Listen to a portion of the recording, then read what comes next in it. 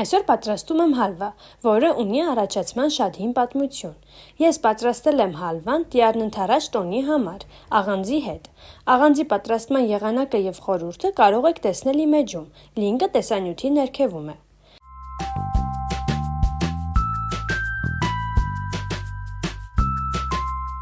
Հալվան պատրաստում եմ ընդամենը 3 բաղադրիչից՝ ալյուր, յուղ, շաքարավազ։ Սկզբում պատրաստում ենք օշարակը։ Շաքարավազը և ջուրը խառնում եմ, դնում գազօջախին մինչև եռա։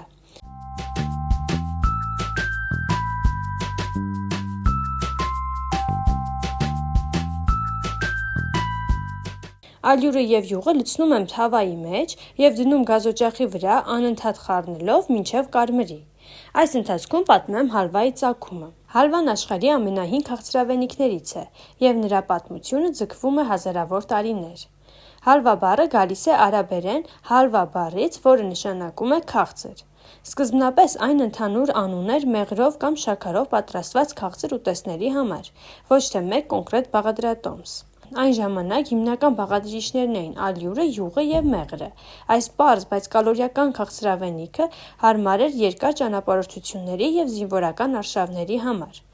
9-ից 13-րդ դարերում հալվան լայնորեն տարածվեց իսլամական խալիֆայության տարածքում։ Այդ շրջանի արաբական խոհարարական ձեռագրերում կան հալվայի տասնյակ բաղադրատոմսեր՝ ընկույզով, նուշով, համեմունքներով, վարդաջրով։ Այստեղից էլ հալվան հասավ Օսմանյան կայսրություն, Կովկաս և միջերկրածովյան երկրներ։ Ժամանակի ընթացքում յուրաքանչյուր տարածաշրջան ստեղծեց իր հալվան։ Օրինակ Կովկասում և Հայաստանում պատրաստում են ալյուրից, յուղից և շաքարավազից, հաճախ ընկույզով։ Տրնդեզին մատուցվող հալվան պատահական չէ։ Հալվան պատրաստվում է ալյուրից կամ ձավարից, որոնք խորհրդանշում են հողը, բերքը և տարվա առատությունը։ Տրնդեզը գյուղատնտեսական տարվա շրջադարձային պահ էր, երբ մարդիկ աղոթում էին լավ բերքի համար։ Կարագը կամ ձեթը համարվել են առատության, կենսական ուժի և բարորության նշան։ Տոնին յուղով քաղցրավենիք պատրաստելը բարեմաղթակ էր ընտանիքի համար։ Քաղցրն ունի մաղթանքի իմաստ, որ նոր տարին, նոր ամուսնությունը կամ նոր կյանքը լինի քաղցր ու բարեհաջող։ Կրակի վրայով թռչելը մաքրումի ու նորացման ծես էր, իսկ դրանից հետո հալվա ուտելը այդ նոր մաքրված կյանքի քաղցր ավարտը։ Շատ վայրերում հալվան հենց կրակի մարելուց հետո էին բաժանում։ Տրնդեզը հատկապես նորապսակների տոն էր։ Հալվան բաժանվում էր երիտասարդներին, որպես «թող ձեր կյանքը լինի ամուր ու քաղցր ինչպես հալվան»։ Որոշ գյուղերում հալվայի առաջին կտորը տալիս էին նորահարսին կամ նորափեսային։ Այսպես տրնդեզի հալվան պարզապես հյուրասիրություն չէ, այն միավորում է հին հավատալիքները, կրակի մաքրող ուժը, հողի ու բերքի խորհրդանիշը և ընտանեկան երջանկության մաղթանքը։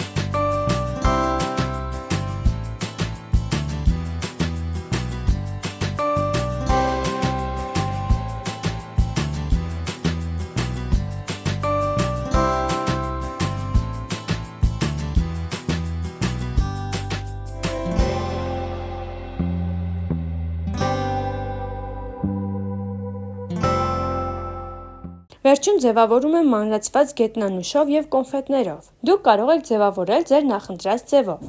Այսքանը, դու էլ պատրաստիր, հաստատ ստացվելու է, և բաժանորդագրվիր ու դիր լայք, որպեսզի չկորցնես նոր և հետաքրքիր բաղադրատոմսերը իմ էջում։